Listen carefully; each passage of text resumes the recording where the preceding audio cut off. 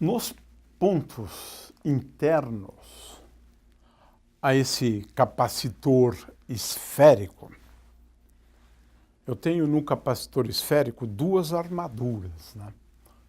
Uma primeira interna, onde, digamos, eu tenha uma carga Q total distribuída, porque o que importa aqui é a carga total. Aqui eu tenho uma carga Q total distribuída na superfície esférica, a primeira superfície, e tenho uma carga total menos Q, carga total. Portanto, eu tenho aqui densidades superficiais de carga livre diferentes.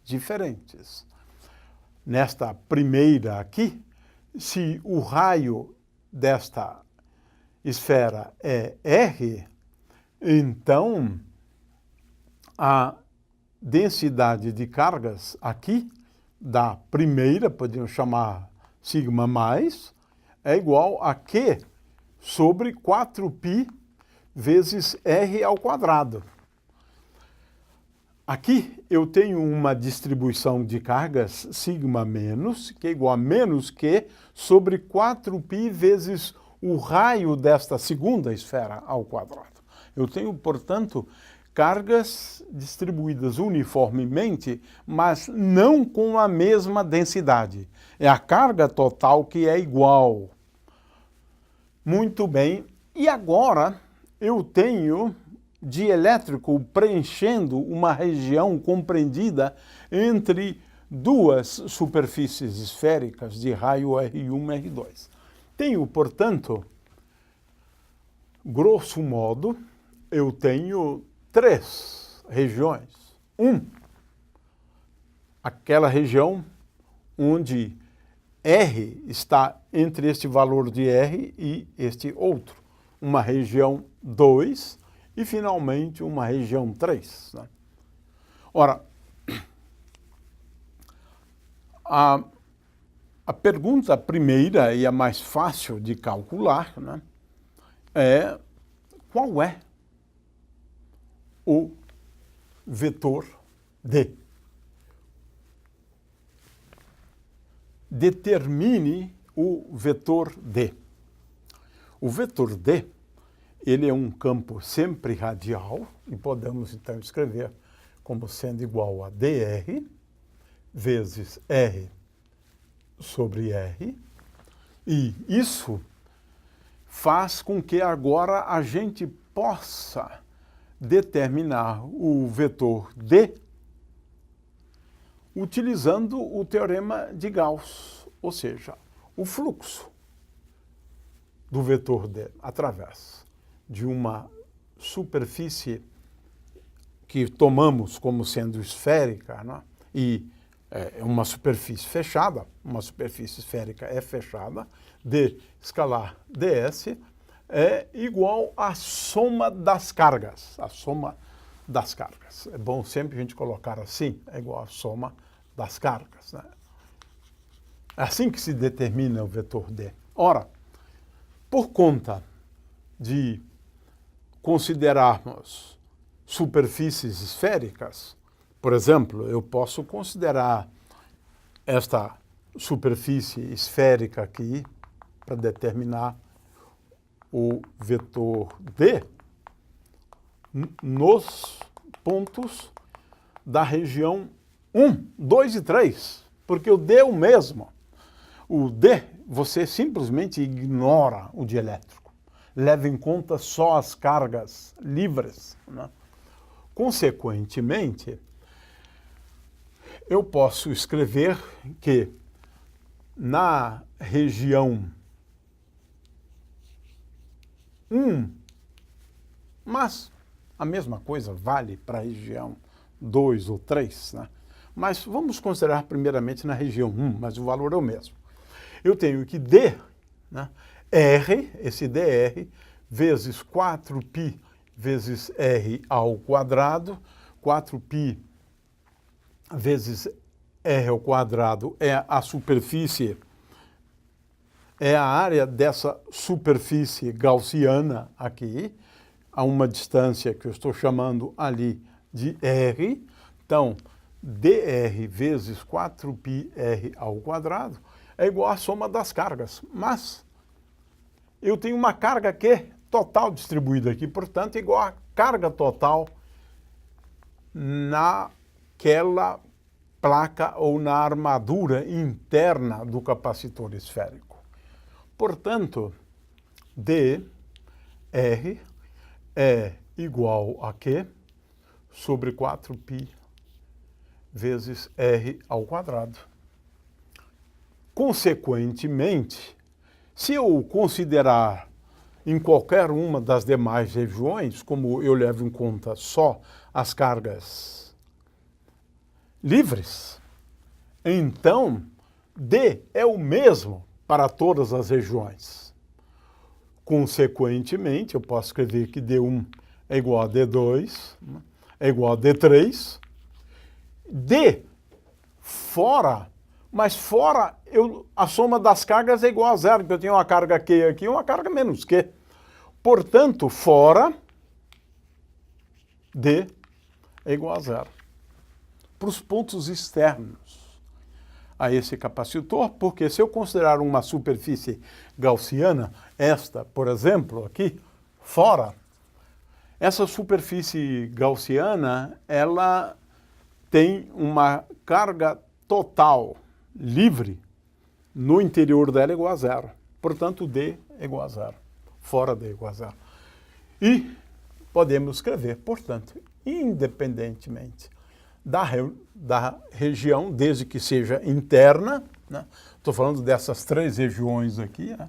D é, portanto, igual a Q sobre 4π vezes r ao quadrado, r sobre r. Essa é uma forma de escrever. A outra é Q sobre 4π vezes r ao quadrado, vezes, ou melhor, Q sobre 4π vezes r sobre r ao cubo. É uma outra forma de escrever o vetor D. É claro que isto, né, no interior do capacitor ou entre as armaduras do capacitor. D é igual a zero fora. D é igual a zero fora. Muito bem, determinei D. Agora, tenho aqui o problema de determinar E1, E2 e E3. Muito bem, a expressão para E1 e E3 são simples, né? Por exemplo, eu tenho que ε0 vezes E1 é igual a D.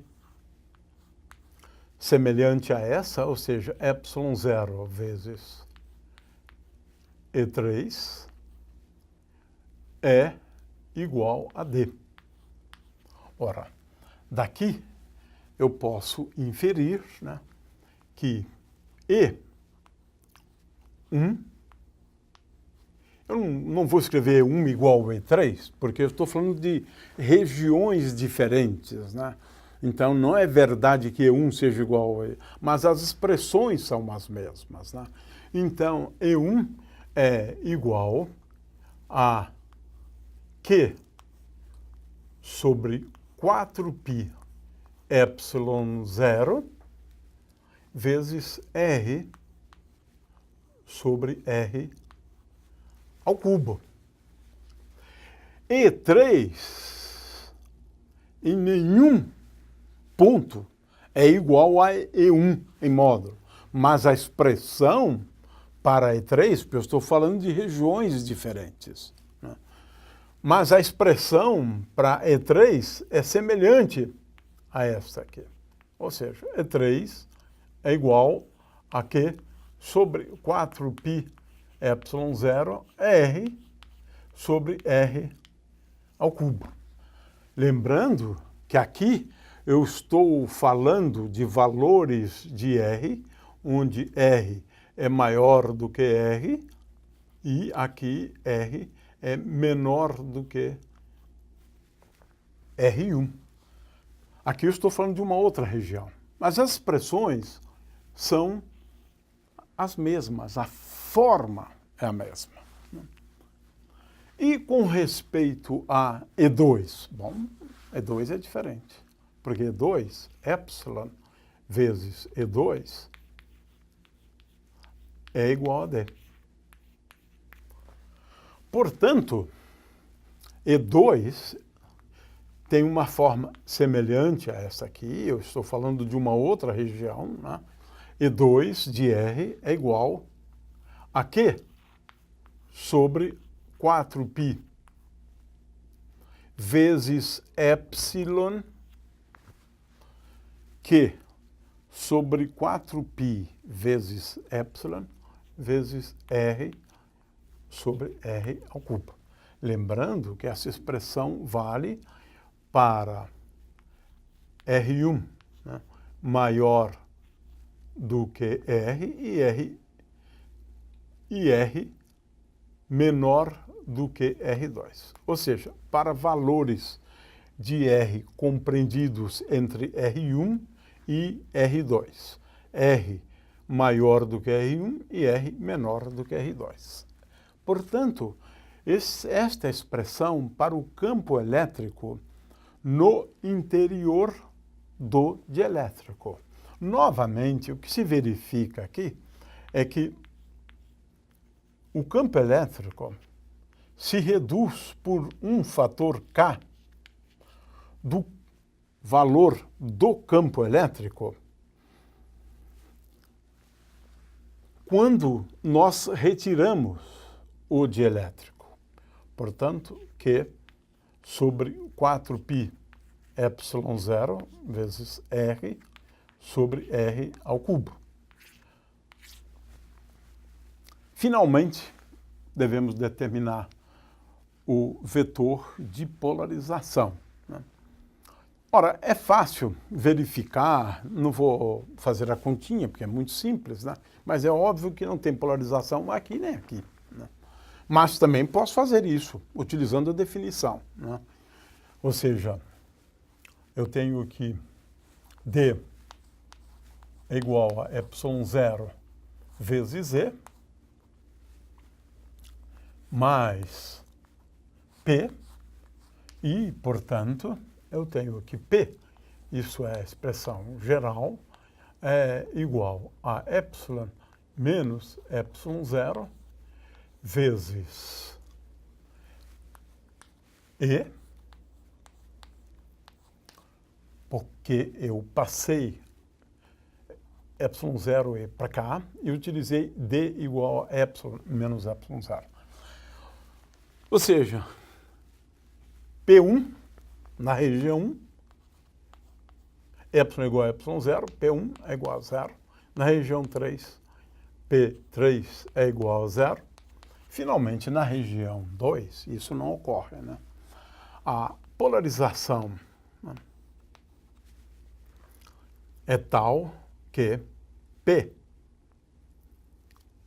é igual a epsilon menos epsilon 0 vezes E2, né? Aqui poderíamos chamar de P2, mas não há necessidade, porque só existe um P, né? Então não preciso colocar 2 aqui, não. Né? E aqui, então, sim, eu vou colocar o campo E2, né? É verdade, né?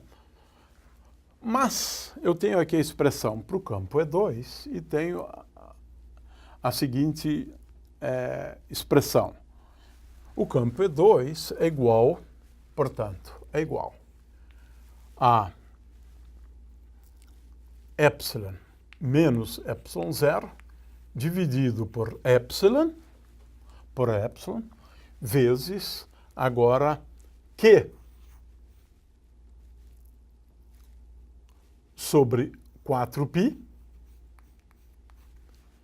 Q sobre 4π, e finalmente R dividido por R ao cubo. Tenho, portanto, finalmente a expressão para o vetor de polarização. Veja-se que agora o vetor de polarização depende das coordenadas x, y e z, do ponto do espaço, né? Então, a pergunta é, qual é, ou quais são, né, as densidades de carga? Eu tenho, em princípio, duas densidades de cargas. A primeira delas é ρp, ρp, função de x, y, z, é igual a divergente, né? É igual a divergente de P, ou menos divergente de P, menos divergente de P. Né? Mas o fato é que P, aqui no caso, para eu calcular o divergente, eu vou obter um resultado que é igual a zero. Como é que a gente verifica isso? Ora, divergente de P é igual a, por exemplo, vamos considerar d dx de ex. Mas ex tem dois termos, né? Eu vou considerar só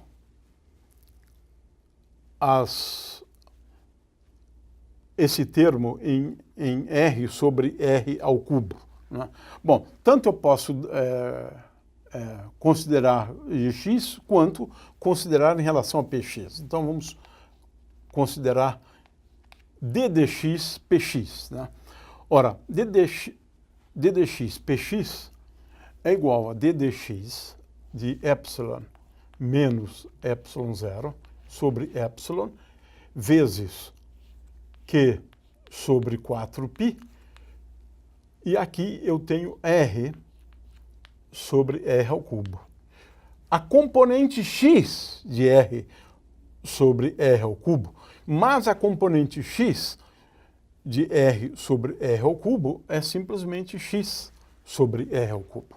Então, eu devo efetuar essa derivada, que é igual a epsilon menos epsilon zero sobre epsilon vezes q sobre 4π. E agora, aqui, eu tenho, primeiro, a derivada de x com respeito a x, eu tenho aqui 1 sobre r ao cubo. Agora eu tenho que derivar r ao cubo com respeito a x. Isso me dá menos 3, e eu tenho que colocar aqui r à quarta, e eu tenho x vezes aqui seria 3 sobre 2, mas vem um 2 de lá. Então, aqui eu tenho 3x ao quadrado. 3x ao quadrado. Quando eu somar com dpy, com dpy, dy e dpy, dy é fácil. Agora a gente inferir é igual a epsilon menos epsilon zero sobre epsilon vezes q sobre 4π vezes 1 sobre r ao cubo, né, menos 3y2 sobre r à quarta potência. E, curiosamente, veja só, esse fator 3 aqui, um fator comum, somando dpx com dpy com dpz, com respeito a x, com respeito a y, com respeito a z, eu vou obter zero. Porque aqui eu tenho 3 vezes sobre r ao cubo, e agora aqui, curiosamente, eu tenho menos 3 vezes x2 mais y2, etc., que vai me dar zero. O resultado de tudo isto, né? Então, aqui na realidade, eu tenho um fator 5 aqui. Eu me esqueci desse fator 5 aqui. Então, aqui eu vou obter menos 3 sobre r ao cubo, e isso é igual a zero. Ou seja, divergente de P divergente de P é igual a zero. Não tenho, portanto, uma distribuição volumétrica de cargas, né? Não tenho uma distribuição volumétrica de cargas, mas tenho superficiais. Eu tenho uma distribuição de cargas superficiais aqui. Vamos chamar essa superfície aqui de 1, essa superfície aqui de 1 e essa superfície aqui de 2. Né? Então vamos lá. Sigma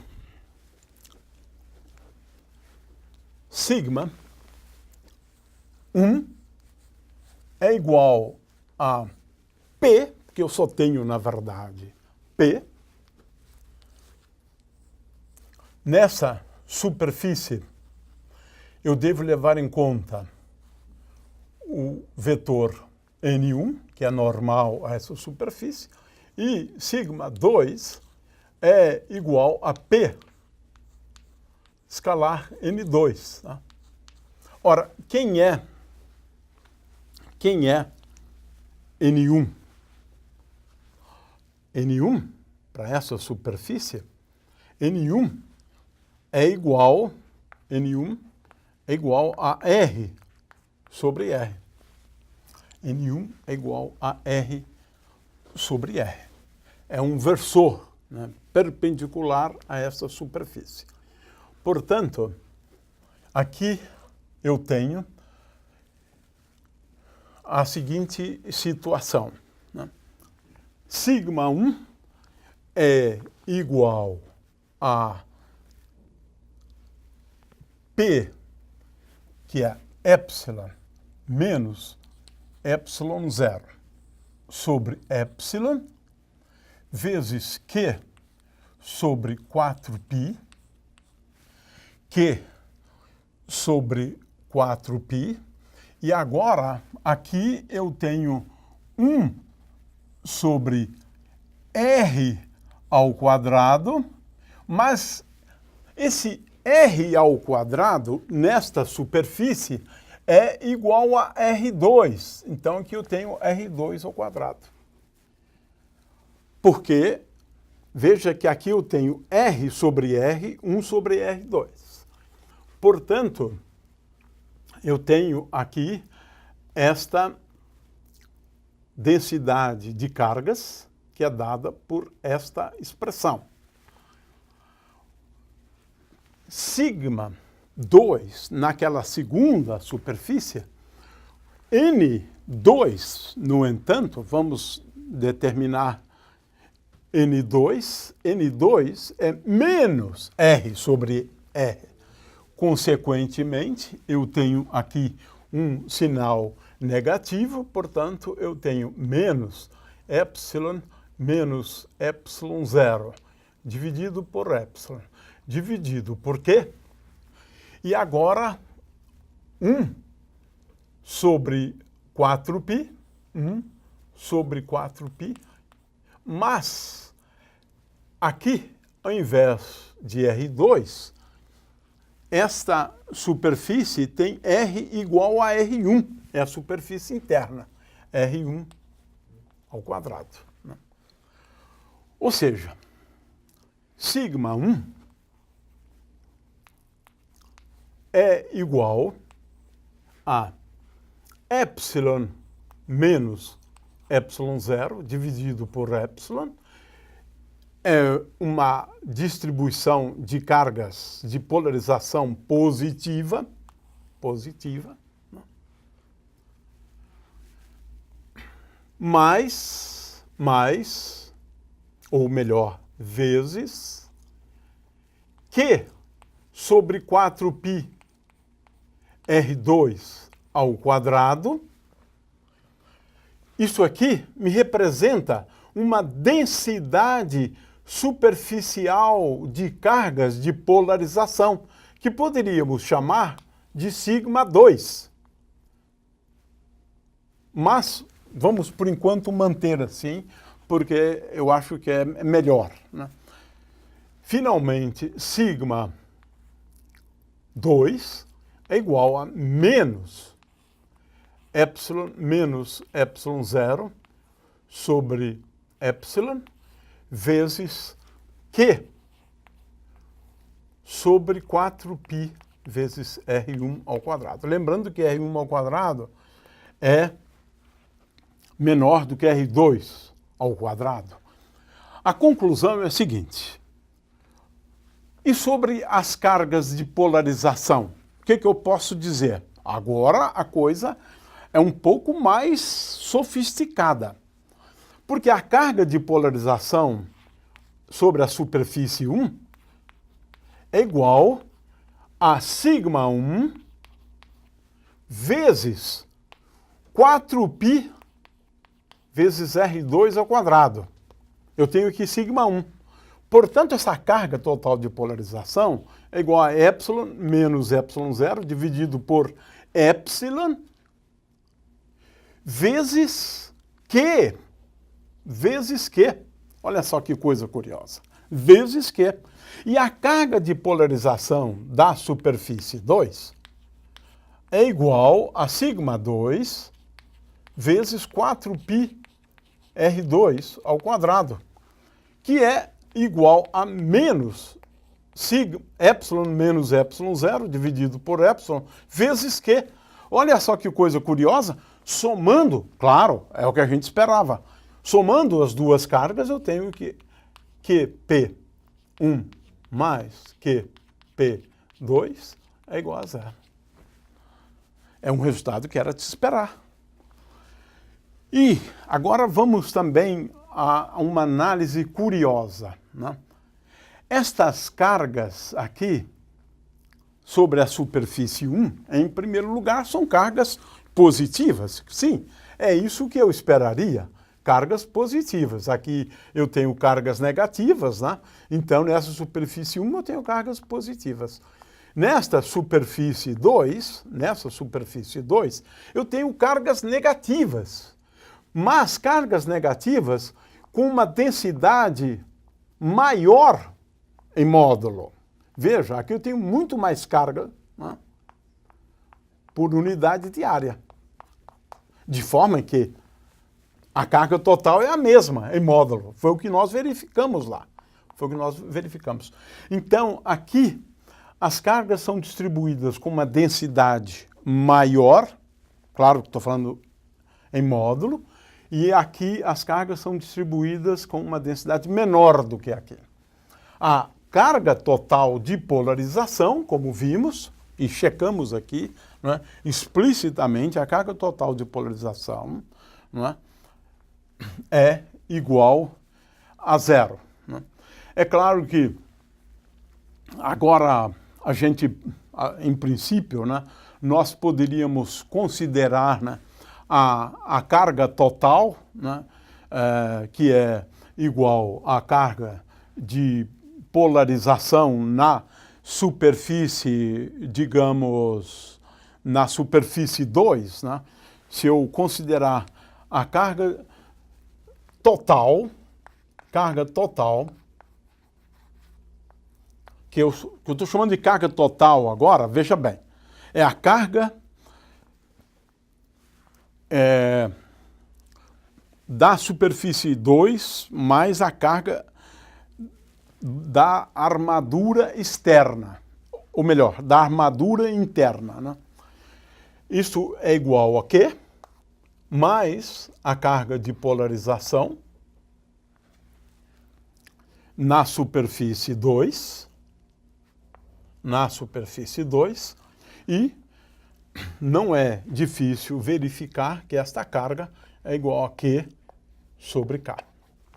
Ou seja, do ponto de vista do campo elétrico, ele fica menos intenso no interior, porque para determinar o campo elétrico, você leva em conta, na realidade, a carga total, a carga livre, mais a carga de polarização. Aqui eu considerei só a carga de polarização nessa superfície aqui, né?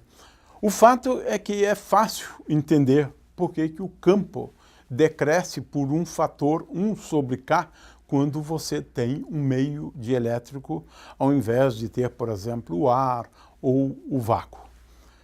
E com isso, então, encerramos este problema.